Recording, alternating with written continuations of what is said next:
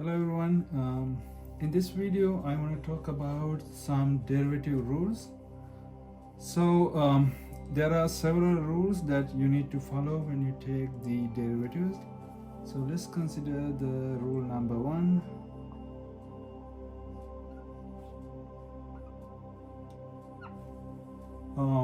Let's consider a constant c. Let c be a constant.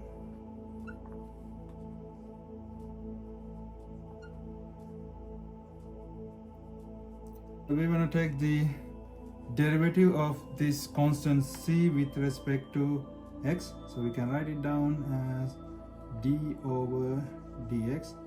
So this is the variable x that we are going to use to compute the derivative of c. So the rule number one, the derivative of a constant is always zero no matter which variable you use to compute the derivative. So this should be zero. So now let's consider some examples.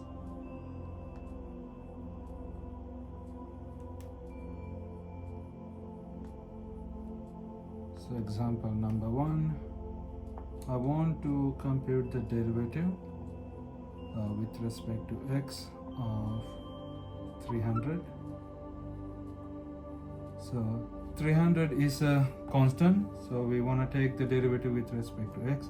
So no matter what, the derivative has to be zero. So in the next example, I want to I will use a different variable now. So I want to take the derivative with respect to t of natural log of 100. So you can see there is no t inside this natural log function, so we have to consider this whole thing as a constant. So derivative of this constant with respect to t is 0. So example 3. So let's compute the derivative with respect to z of sine 30.